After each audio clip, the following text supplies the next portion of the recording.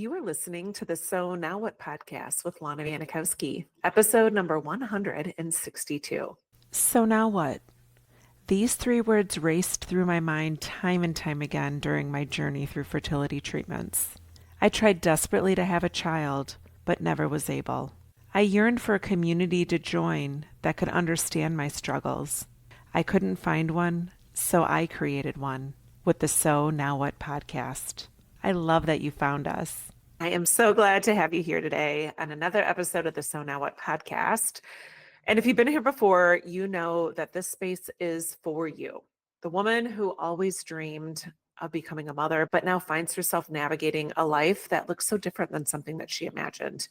And today I want to invite you into a powerful conversation about stepping into ownership of your life in a way that you might not have realized was possible. I wanted to talk about this today because if you are a regular listener of the podcast, you know that a lot of times the things that I talk about are things that are going on in my own life. And that's what I love so much about the connection that I have created with so many people who listen to the podcast, because this work that I do and the things that I talk about are relatable things, but the things that oftentimes people aren't talking about when you leave a journey or leave a dream behind that had you being a mother and you've realized that that is not going to be possible for you. So I recently had this moment of reflection that made me think deeply about how we show up for the life that we have today. And I want you to take this reflection and turn it inward and ask yourself, if today was the last day that you had everything available to you, everything that you see in front of you, everything that you know is around you, how would you be spending it? Let me take you back to the morning of Saturday, November 9th. Just over 4 months ago, I woke up like it was any other day, carefree.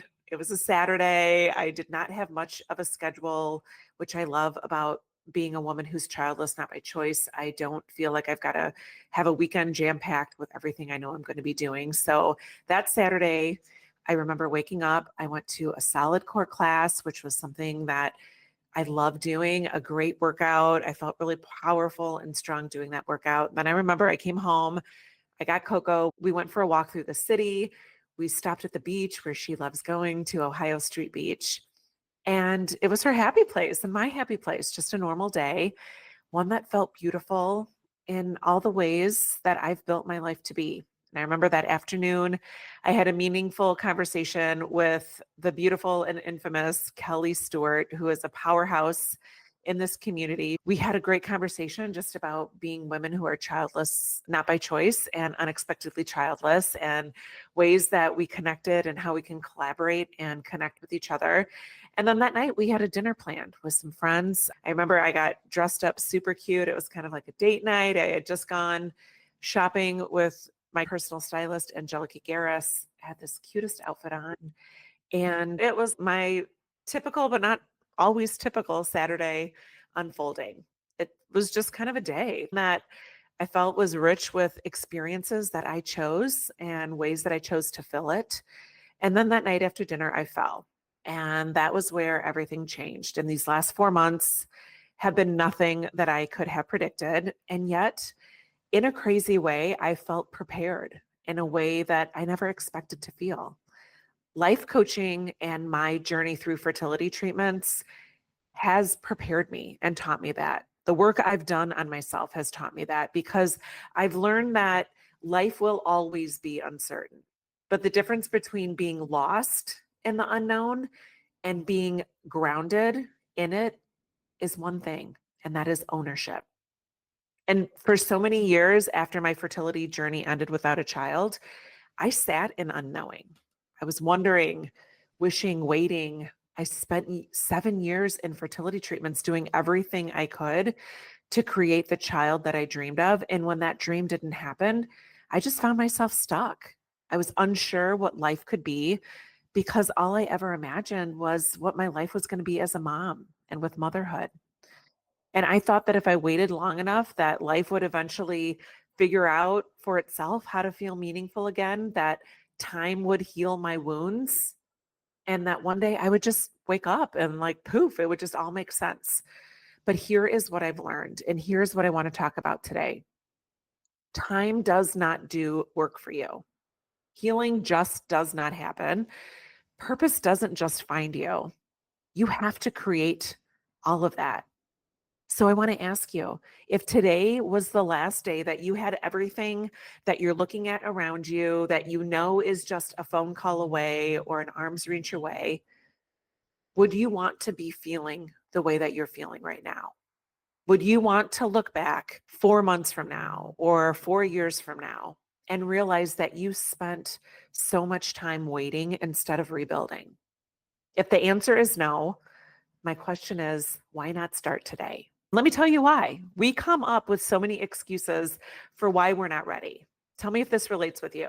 You tell yourself, I just need a little more time. I should be able to figure this out on my own. Maybe one day I'll feel like I'm ready to move forward. But what if one day is today? What if the only thing standing between you and the life that feels whole, feels joyful and truly yours, is the decision to start? I write all about this in my new book, So Now What? Because I know what it's like to wait for something to change, only to realize that the change was within me. No one ever told me that. No one ever made me aware of that. And that is why I wrote So Now What? It isn't just a book, it's a resource that I literally wish that I would have had when I was sitting in that unknown and those years of wondering, what's going to be my sign? Who's going to come tell me that this is the time to do it? Who is going to shake me on the shoulder and say, let's get this figured out? But this book is that resource. It is the one that tells you, yes, you can feel purposeful and meaningful without children, but not if you don't start the process of creating it. That is why I became a certified life coach for women who are unexpectedly childless, why I went back and I got an advanced certification to help women process the disenfranchised grief that comes with losing this dream of motherhood. Because I know it's hard to say you're ready when you don't know where to begin. So I invite you to start today. To give you an example of the type of things that I'm writing about in So Now What, I want to read an excerpt from So Now What. It's from chapter 9, which is called Learning Not to Fear Change. And one of the biggest reasons why we hold ourselves back from stepping into a new future is fear of change. It feels safer to stay in the discomfort that you feel right now or the discomfort that you know instead of stepping into that unknown. Instead of being like, oh my gosh, I got to figure this all out again. Or what if this doesn't work?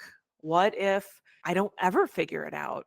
And it's that fear of failure that we have been conditioned to feel because we've heard the word failure used time and time again during our journey through fertility treatments to describe us as patients, to describe our cycles. So in chapter 9, I wrote all about the fear that we have about change.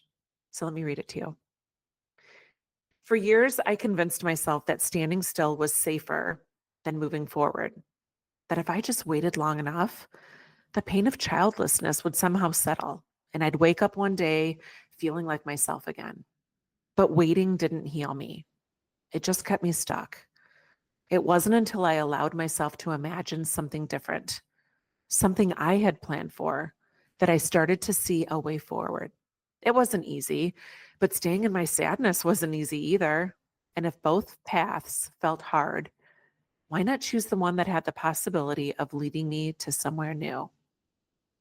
And that is what I want from you, to stop waiting for life to happen to you and start to choose it. So when those excuses come up that you need a little bit more time, that you should be able to figure it out on your own, that you should be over it by now, I want you to know that there is a resource for you. This book is written for women just like you. This book hasn't been released yet, is just in the pre-launch mode where until April 2nd, you can find it and still buy it pre-launch, but on April 2nd, it's going to release. And even in this pre-launch mode, this book is already being called a top new bestseller on Amazon. Like, is that not crazy? And what does that tell you? It tells you that there are so many of us who have been left to figure this out on our own with zero resources. And this book is a new light for so many people who have been left to figure it out on their own. These words are just not words on a page. It's literally the guide I wish that I had when I was given no resources, when my fertility journey came to an end, when I spent literally years feeling lost and alone. And it's basically a blueprint of how you can take ownership of your future, no matter how impossible that might be feeling for you right now. And if you're hearing this and thinking, like, okay, but what if I buy the book and I don't know where to start? That's perfect. I love to offer free 45-minute Thrive calls where I help women figure out, if you're feeling stuck, where to go next. If you're tired of waiting, how you can start to fix things. So if you're ready to feel excited about your future again, know that you can get there. You're welcome to book a 45-minute Thrive call. I will put the link to it right here in the show notes, but I just want you to know that you do not have to figure this out alone. There are resources that have not always been there, and they are available to you now. And this is your time to take advantage of this, because I don't want you to think back years from now on your life and wish that you had taken action sooner. Wish that when things were easier, you would have grabbed onto the things that were around you. So let today be the day that you stop waiting, the day that you take ownership of what's next, because you have everything in front of you right now.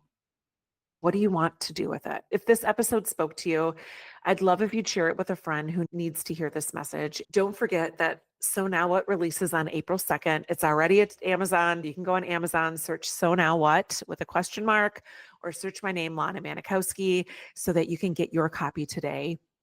But more than anything, I want you to know that I hope you have a beautiful week.